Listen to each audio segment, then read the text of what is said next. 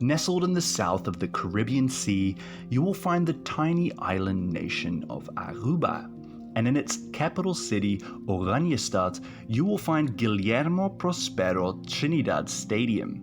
With the island's hills in its back and the turquoise waters of the Caribbean on its side, the setting is perfect for a painting, or maybe a postcard to send back to your family when you're lounging back on holiday here. But this is where on the 9th of June 2024, Aruba's football fans' heart rates rose in the calm Caribbean when the Curacao National Team visited the island for a World Cup qualification clash.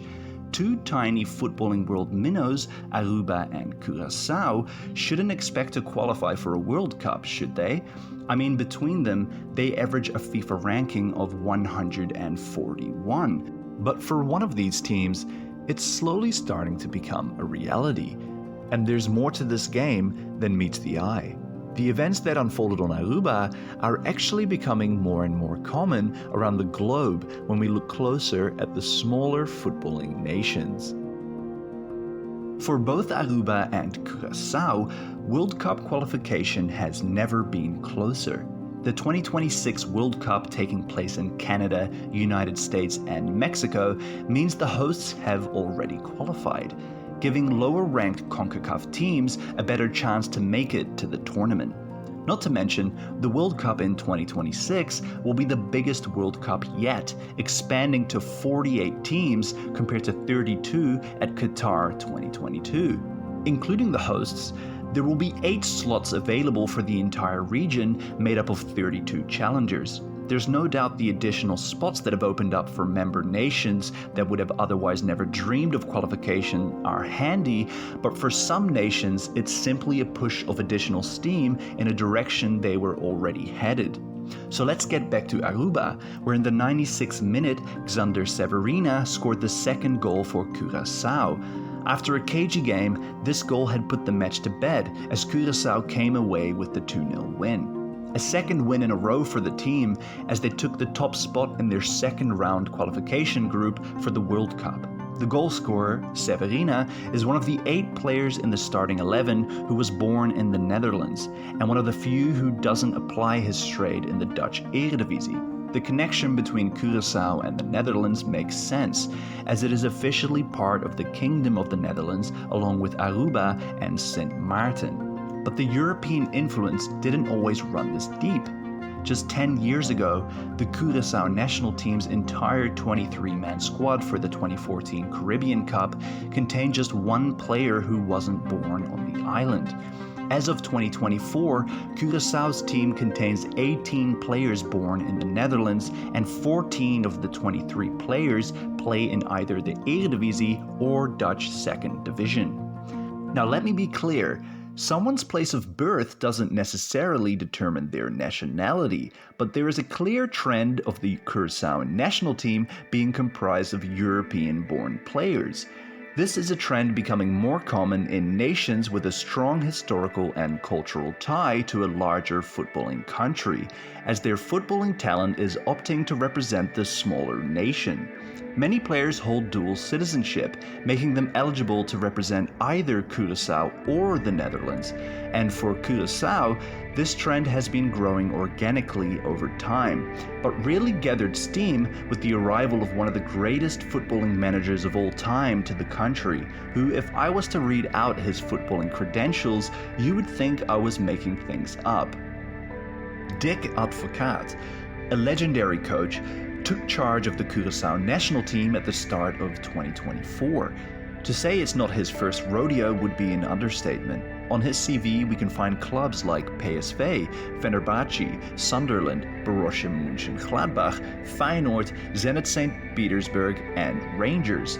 He hasn't been afraid of taking on footballing challenges in far-flung places in the world either, taking on national team jobs with the United Arab Emirates, Serbia, South Korea, along with stints in Belgium, Russia, and the Netherlands. He's managed over 1,100 games in his career and won most of them. As you can tell, he's not a man afraid of a footballing challenge, and the Dutchman's new role at Curaçao might seem more fitting now that we can see the connection. He's managed on the Dutch fields since the 1980s and knows every club, every squad, and every single player who has ever kicked a ball there, inside and out. For him, finding Curaçaoan players in the talent sweet spot for the national team, but not quite at the level of the Dutch national team, is a task easier than his predecessors. He knows which players have a connection to the island through their family and who would fit the bill for the team. But the players actually wanting to join is another thing altogether, as it's not always been smooth sailing in the past. Dick's first task in charge was to make sure the Curacao Football Association was professionally dealing with the players outside of the pitch. He was shocked to be told that the association had massive amounts of debt. Mainly, the debts were to players. He refused to join until the new management had assured him players would be paid for their past services to the country. It was a process that took 6 months. We have to remember that for these players, joining the Curacao national team immediately bars them for ever appearing for the Netherlands in the future.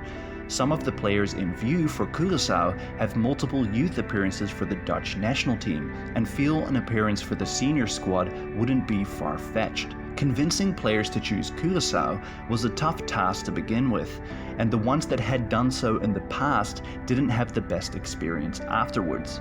But Dick is a smart man, and to gain the players' trust back and attract new potential talent for the future, he organized a friendly tournament in Turkey, outside of FIFA's peering gaze, where Curaçao would play friendly matches against Hull City and Turkish Super League side Alanyaspor.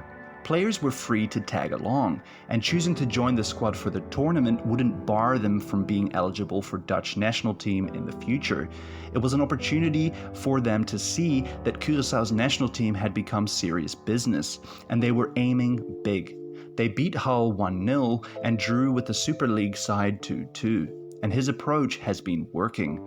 Along with enticing back veteran players like Vernon Anita and Bacunia, he's also convinced Joshua Brenet to join. Brenet and Anita have both appeared for Oranje in the past. But his current hit list is even more impressive.